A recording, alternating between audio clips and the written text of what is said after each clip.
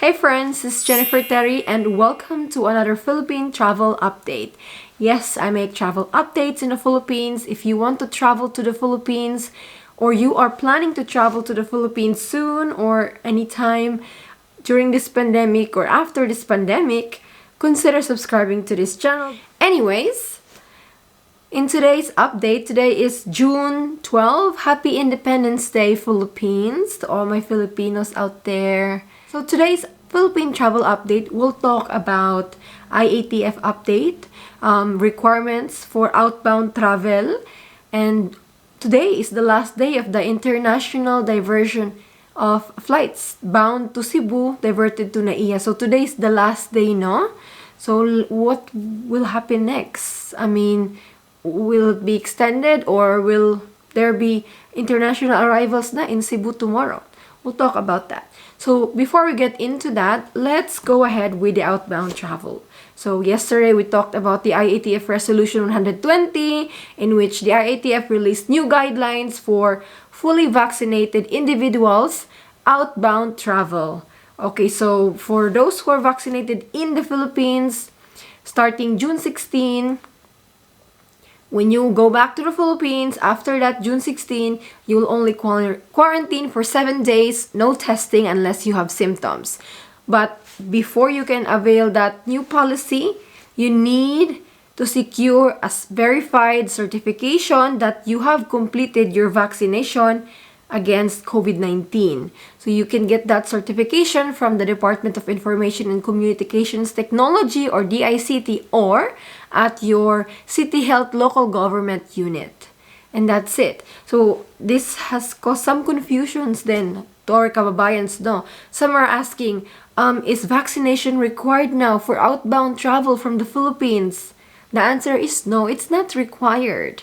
Okay, this new rule basically just means that if you are fully vaccinated, you're leaving the Philippines, secure a certification lang to prove that you are fully vaccinated indeed. So this proof of vaccination or certificate is important as some countries require vaccination if you're a tourist, or some countries have privileges or different quarantine and testing protocols for vaccinated individuals, so you can use that certificate. And also when you go back to the Philippines, then you can avail the 7 days quarantine in the hotel, no testing policy.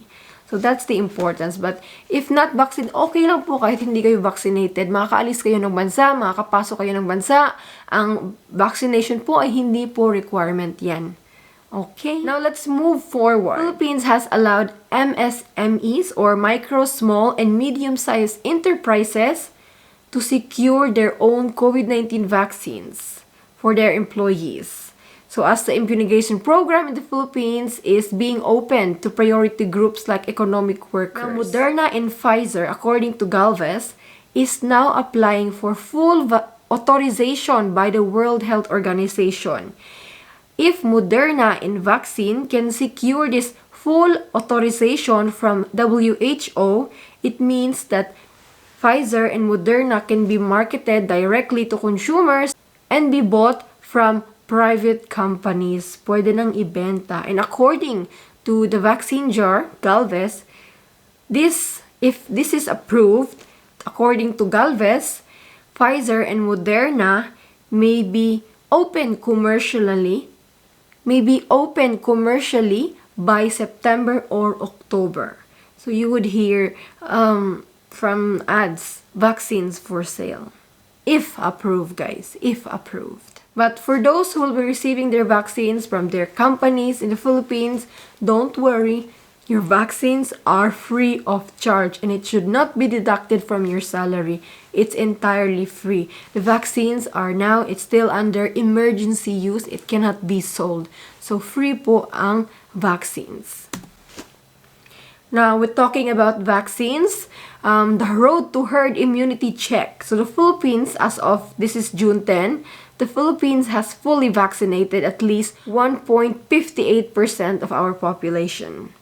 At this rate, it will take about 2.7 years or February 2024 to fully vaccinate 70 million Filipinos to achieve herd immunity. Now let's talk about Cebu.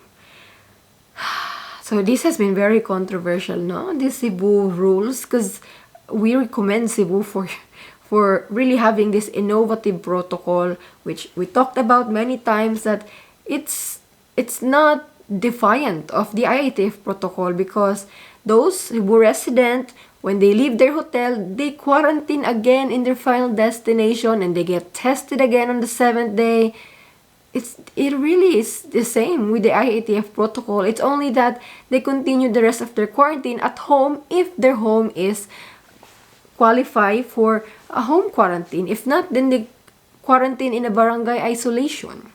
Anyways, did you know that Araneta, IATF spokesperson Harry Roques, claims that the diversion of flights was Governor Cebu Garcia'S idea?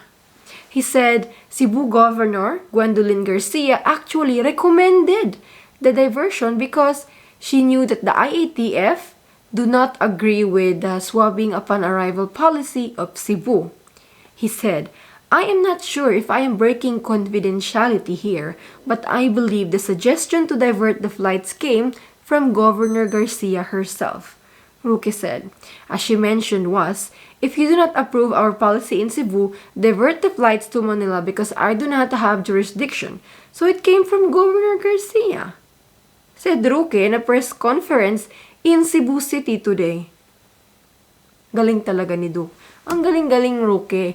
Mask, hugas, iwas. Ganun talaga. Ngayon, you don't want people to think that Cebu is being punished because they have a different innovative protocol. Mask, hugas, iwas. Indeed. Guys, let me tell you now, we mentioned this in our video like 3 weeks ago.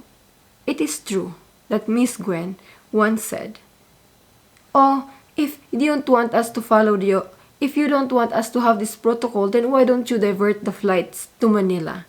But I believe she said that out of frustration and it maybe a sarcasm. But here, let me show you the video. Well, you know, the president of the LPP was called. Okay, they would really want me to suspend my EO. Kaning atong EO, isuportahan na ni og provincial board ordinance. In fact, as a compromise, kay kita tanan all the mayors ba sa tri-cities o sa province, we adopted the one island policy supporting the EO and the ordinance. As a compromise, I offered kung mauna ipa-suspend ko noon ako 15 days. I said that is not me. And besides, how can I suspend a provincial board ordinance? So, as a compromise, gusto mo i-divert na lang tanan flights for 15 days ngadto sa Manila. Kay wa man ko'y power dito. Pero di lagi gyud kay hinanglan man gyud ko nila masundon kay defiant kuno ko. Dili man ko defiant. Please do not call me defiant. I am just trying to reason out with you. So you heard Miss Gwen, she did say that. But look, Roque, if she said that, so what? It doesn't mean that you should listen to it. Instead of doing it really, taking it seriously, yung sinabi niya, you should think of the people. At the end of the day, yes, you diverted the flights. Yes, it shows na, oh, you have the power. And Miss Gwen is just the governor of Cebu. But at the end of the day, sino ba yung nadamay? Sino ba yung naghihirap? Sino yung nagsasuffer sa ginawa ninyo of diversion of flights? Mga Pilipino. Sino ang na-cancel ang flight? Sino ang nadoble-doble ang gastos? Roque added, he is also aware that many senators and national legislators have expressed support to Cebu's policy on returning overseas Filipinos. He said the officials of the IATF are not oblivious to the policy. We respect the views of the senators, and the IATF is not oblivious of Cebu's policy, are you? Are you not? You're oblivious. And as to whether the diversion of flights will end as promised today, June 12, Roque said he has no idea. He said the president has not decided on whether the flight diversion would continue. Very irresponsible. We should know by now. Today is the last day. What? 2 hours before this suspension of international arrivals in Cebu will end, and wala pa ding desisyon. What? Now let's talk about the Cebu government. So they had discussed that they will extend some help for non-OFWs returning overseas Filipinos whose flight was diverted to NAIA. They would like to extend assistance to the ROFs who need to shell out extra funds for their ticket coming from Manila to Cebu.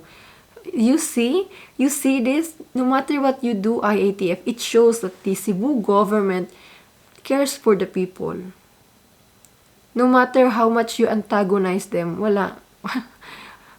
Ruke, when you talk, hindi namin alam kung ano yung totoo at yung hindi. The governor said the provincial government will coordinate with the Bureau of Quarantine to identify the affected ROFs or Filipinos. We're still waiting for the IATF to make the protocols for fully vaccinated travelers abroad.